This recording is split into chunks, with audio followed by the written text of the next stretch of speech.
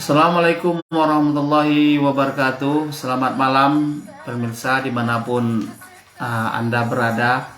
Kali ini saya akan mencoba mengurai sebuah permasalahan, yaitu pengaruh penghapusan azas strike liability dalam Undang-Undang Cipta Kerja terhadap masifnya deforestasi di Indonesia. Undang-Undang Cipta Kerja menyederhanakan lebih dari 70 aturan dengan rincian 15 bab dan 174 pasal dan 11 klaster dengan memberikan dampak pada setidaknya 79 undang-undang yang di dalamnya terdiri dari 1.203 pasal menjadi satu kesatuan undang-undang di Indonesia. Tujuannya untuk mempermudah arus masuk investasi dengan alasan agar terciptanya lapangan kerja baru, sehingga dalam pengerjaan rancangan undang-undang tersebut sangat dipercepat oleh Dewan Perwakilan Rakyat dan pemerintah pusat. Bermacam-macam undang-undang pun dirubah. Termasuk salah satunya adalah Undang-Undang Perlindungan dan Pengelolaan Lingkungan Hidup.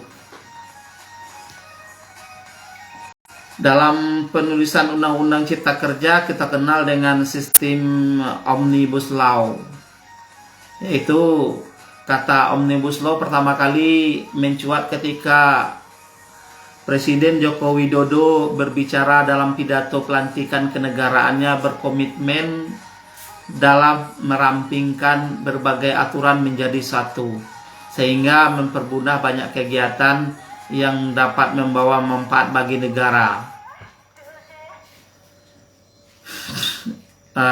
Pada tanggal 5 Oktober 2020 lalu, Dewan Perwakilan Rakyat mengesahkan rancangan Undang-Undang Cipta Kerja menjadi undang-undang. Hal tersebut menjadi perbincangan yang hangat di beberapa kalangan, termasuk para pegiat lingkungan hidup, karena terdapat banyak aturan ataupun klausal pasal baru yang menjadi kontroversi. Salah satunya pembahasan mengenai azas strike liability. Azas strike liability dalam bahasa Indonesia dikenal sebagai azas pertanggungjawaban mutlak. Digunakan ketika korporasi melakukan pelanggaran atas pembangunan terhadap lingkungan yang berdampak pada kehidupan manusia tanpa harus membuktikan adanya kesalahan. Kita menyadari bahwa pembangunan merupakan hal yang pasti dan wajar terjadi bagi kelangsungan hidup manusia. Namun jika menimbulkan suatu dampak yang mengarah ke negatif, terjadinya pencemaran lingkungan hidup, seperti memicu hilangnya kesehatan dan turunnya kualitas hidup yang merugikan banyak individu, rusaknya ekosistem dan tempat tinggal akibat banjir serta erosi, dan permasalahan sosial yang berdampingan dengan masyarakat, maka hal tersebut dinilai kurang bijak dan terganggunya unsur keadilan di dalam masyarakat. Kita sadar bahwa Indonesia menyumbang emisi karbon terbanyak ke-6 di dunia, di mana hutan menjadi penyumbang utama dan terbesar dalam emisi karbon yang dilepaskan sebagai akibat dari adanya degradasi hutan menjadi lahan pembaruan lain. Dapat diperkirakan hilangnya eksistensi hutan di Indonesia sepadan dengan 3 kali lapangan sepak bola per menitnya. Artinya deforestasi di Indonesia terjadi skala besar sehingga eksistensinya tidak dapat dibendung. Penyebab terbesar adalah penyebab terbesarnya adalah degradasi dan deforestasi hutan yang terjadi di Indonesia adalah pembangunan aktivitas perkebunan, terutama pada sektor usaha perkebunan kelapa sawit. Indonesia mendapatkan predikat sebagai salah satu eksportir terbesar kelapa sawit di dunia. Hal inilah yang membuat maksud saya hal inilah yang mendasari makin masifnya deforestasi yang terjadi. Kita kembali kepada Undang-Undang Lingkungan Hidup, yaitu pasal 88 Undang-Undang Nomor 32 Tahun 2009 mengenai pengelolaan dan perlindungan dan pengelolaan lingkungan hidup. Terdapat azas strike liability, namun telah dihapus keberadaannya melalui Undang-Undang Cipta Kerja atau yang kita kenal dengan Omnibus Law. Sehingga praktek pelanggaran lingkungan oleh korporasi di masa yang akan datang diperkirakan akan terus semakin bertambah, seperti deforestasi secara masif atau dalam skala besar yang mengganti hutan untuk kestabilan ekosistem menjadi perusahaan-perusahaan raksasa yang tidak mempedulikan mengenai analisis dampak lingkungan atau kita sebut AMDAL. Karena tidak adanya azas penjerat seperti azas strike liability yang terkandung di dalam Omnibus Law. Penggunaan prinsip internasional mengenai pembangunan sumber daya hutan secara keseluruhan bagi semua elemen ekosistem yang berkelanjutan, di mana tercantum di dalam United Nations Convention on Biological Diversity yang sudah diratifikasi oleh Indonesia melalui Undang-Undang Nomor 5 Tahun 1994. Seyogyanya Indonesia harus tunduk terhadap segala aturan yang telah ditetapkan oleh konvensi tersebut, di mana penjagaan dan pemeliharaan lingkungan hidup sangat dijunjung tinggi. Dalam konteks hutan sebagai penyeimbang ekosistem lingkungan hidup, undang-undang tersebut juga berhubungan dengan Undang-Undang Nomor 41 Tahun 1999 tentang kehutanan. Walaupun Indonesia mempunyai kewenangan atas hak daulatnya terhadap negara, namun saya rasa dalam pelaksanaannya Indonesia juga tetap harus taat dan menghormati segala aturan yang berlaku dalam hukum internasional. Maka dari itu, pemberlakuan Undang-Undang Nomor 11 Tahun 2020 tentang Cipta Kerja terhadap eksistensi penjagaan dan pemeliharaan lingkungan hidup sangat dipertanyakan. Karena azas strike liability yang terkandung dalam Undang-Undang Nomor 32 Tahun 2019 telah dihapus. Sehingga kedepannya tindakan sewenang-wenang sebuah korporasi dalam melakukan tindakan pelanggaran terhadap lingkungan hidup akan sering terjadi. Salah satunya penggantian lahan dengan cara masif, deforestasi demi kepentingan beberapa pihak untuk meraup keuntungan.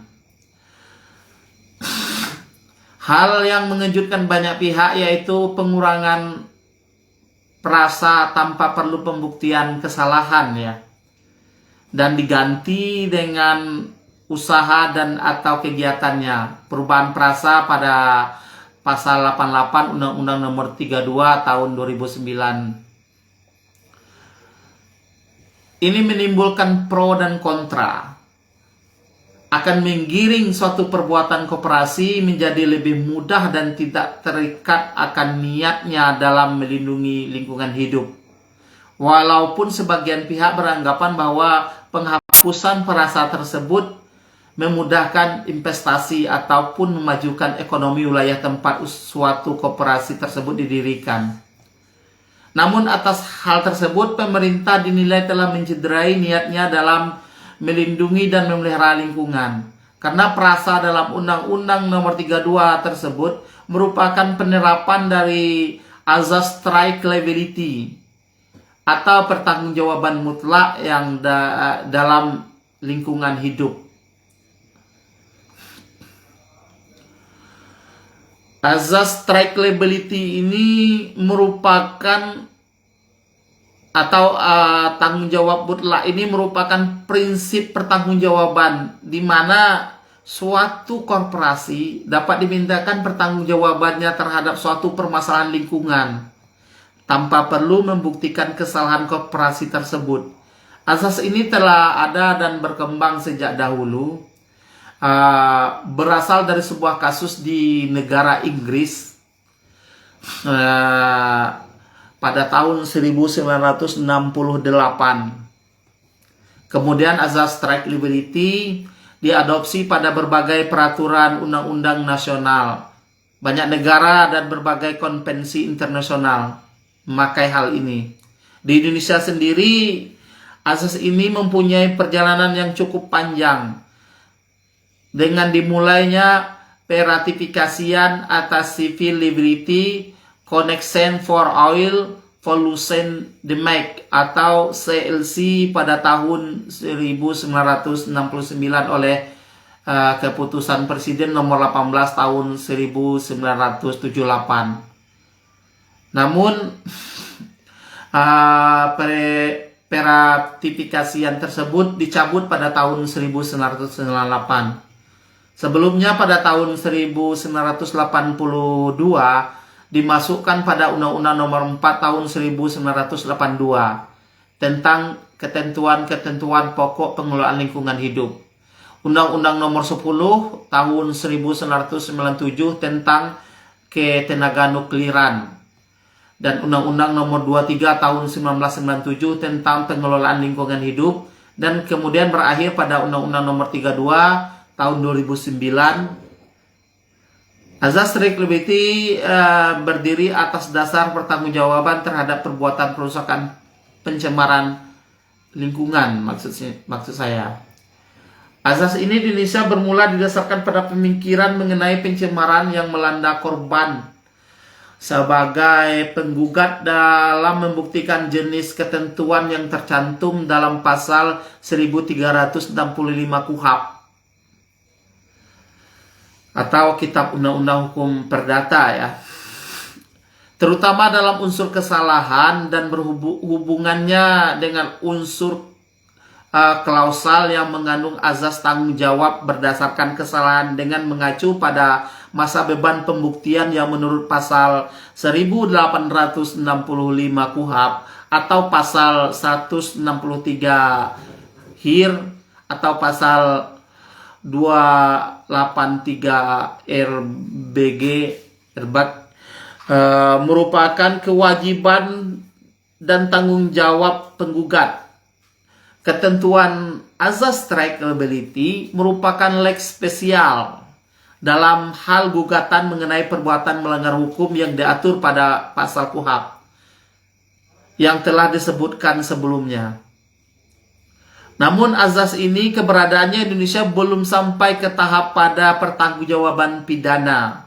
Hanya sebatas kewajiban suatu korporasi untuk membayar sejumlah uang sebagai ganti rugi secara perdata terhadap beberapa kasus di Indonesia yang telah diputuskan mengenai azas strike liability, yaitu putusan Pengadilan Negeri Bandung. Pernah terjadi itu kalau nggak salah nomor 49 /PDT .G pada tahun 2003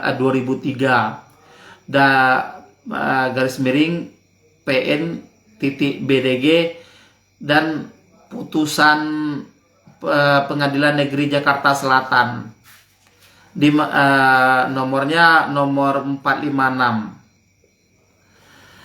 Jadi di mana dalam kedua keputusan tersebut dimenangkan penggugat sebagai akibat dari perusakan dan pencemaran lingkungan yang dilakukan oleh tergugat. Sementara itu pada tahun 2017 ceritanya ada gabungan pengusaha kelapa sawit Indonesia atau GAPKI dan Asosiasi Pengusaha Hutan Indonesia APHI melakukan permohonan uji materi ke Mahkamah Konstitusi atau MK terhadap Undang-Undang Nomor 32 tahun 2009, termasuk di dalamnya pembahasan mengenai aturan pasal 88 ini. Namun kemudian permohonan tersebut dicabut. Alasan penggunaan aspek kesalahan yang tidak perlu dibuktikan itu ada beberapa hal. Yang pertama, jaminan dalam mematuhi aturan penting yang sangat diperlukan bagi kesejahteraan masyarakat. Yang kedua, bukti kesalahan yang harus didapat, maksud saya bukti kesalahan yang harus didapatkan sangat sulit untuk didapatkan dalam kaitannya pelanggaran terhadap peraturan yang menyangkut akan kesejahteraan dan kelangsungan hidup dari masyarakat. Yang ketiga, tingkat kebahayaan ya pada lingkungan sosial yang mencuat dari perbuatan-perbuatan tersebut cukup tinggi. Maka dari itu, penghapusan konsep azas strike liability dalam Undang-Undang Cipta Kerja tidak dapat dibenarkan dan dianggap melemahkan penegakan hukum terhadap suatu korporasi yang membahayakan lingkungan hidup.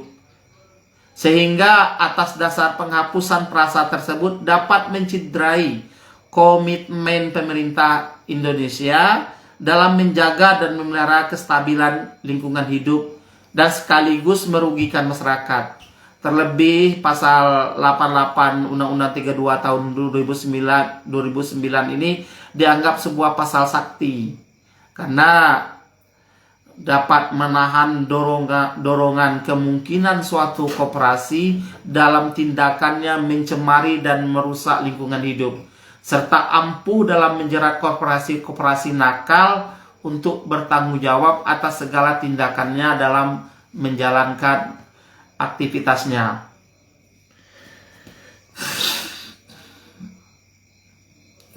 Saya berikan potret sedikit bahwa Indonesia menempati urutan ketiga dalam kekayaan hutan hujan tropis. Pertama Brazil, yang kedua yaitu Zaire. Dapat diartikan bahwa Indonesia mempunyai peran penting bagi kestabilan lingkungan dan iklim. Tidak hanya di Indonesia saja, melainkan berpengaruh besar terhadap kehidupan berkelanjutan masyarakat dunia. Sehingga dengan adanya pengalihan fungsian hutan menjadi perkebunan kawasan industri dapat menyebabkan Indonesia berada pada ujung tombak kerusakan lingkungan. Hal tersebut dilakukan dengan cara deforestasi secara berkala setiap tahunnya dengan kurang memperhatikan perlindungan dan pemeliharaan lingkungan dengan seksama, hingga isu deforestasi yang terjadi di Indonesia dalam beberapa dekade belakangan ini menjadi pembahasan yang cukup menarik untuk ditelisik lebih mendalam.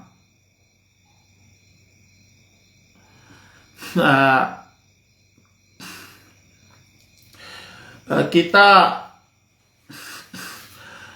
beralih kepada sumbangsi Undang-Undang Nomor 5 Tahun 1998 tentang peratifikasian United Nations Convention on Biological Diversity, berperan penting bagi Indonesia sebagai proses kelanjutan evaluasi dan pemeliharaan keseimbangan ekosistem dalam kehidupan biosfer, sehingga keanekaragaman hayati perlu dijamin keberadaan serta keberlanjutannya untuk kehidupan.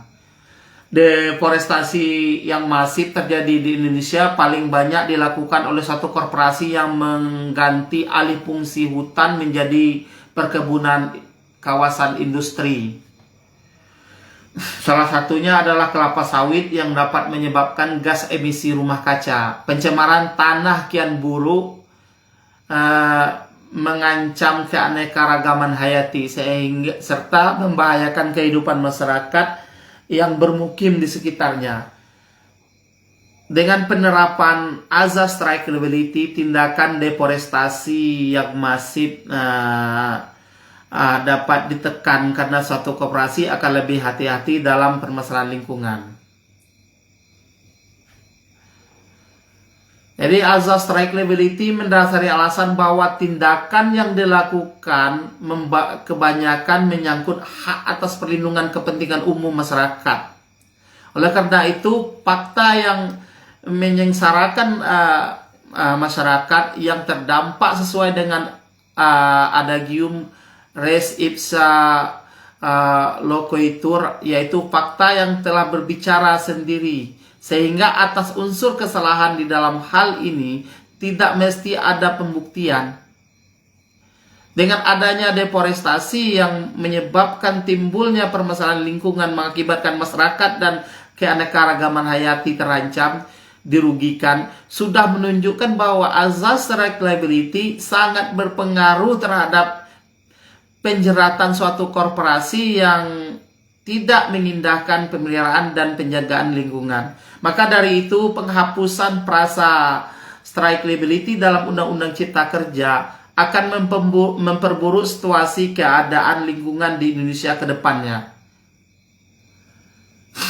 Ya, pengalih fungsian lahan dengan cara deforestasi diperkirakan akan terus bertambah setiap tahun seiring dengan makin banyaknya korporasi-korporasi baru yang membuka usahanya di berbagai daerah strategis.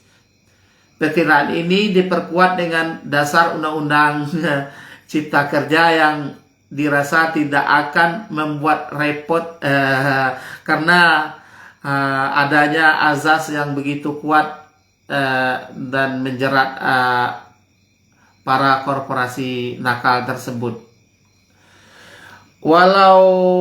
Walaupun tetap diatur mengenai pemberian sanksi bagi para pencemar lingkungan hidup lingkungan menurut Undang-Undang Cipta Kerja, tetapi hal tersebut memberatkan para korban yang terdampak untuk mengajukan gugatan karena frasa baru yang berbunyi dari usaha dan atau kegiatannya ini akan banyak menimbulkan tafsir yang berbeda-beda bagi tiap individu dan golongan.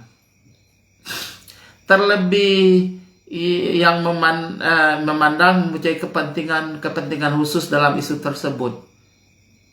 Jadi bisa rawan sekali disalahgunakan oleh pihak-pihak tertentu. Mungkin inilah yang dapat saya sampaikan pada kali ini. Demikian pembahasan terkait pengaruh penghapusan azas strike liability dalam Undang-Undang Cipta Kerja. Mudah-mudahan bermanfaat bagi kita semua, dan saya akhiri dengan kata wallahul muwaffiq ila aqwamit thoriq. Wassalamualaikum warahmatullahi wabarakatuh. Keadilan harus ditegakkan meski langit akan runtuh.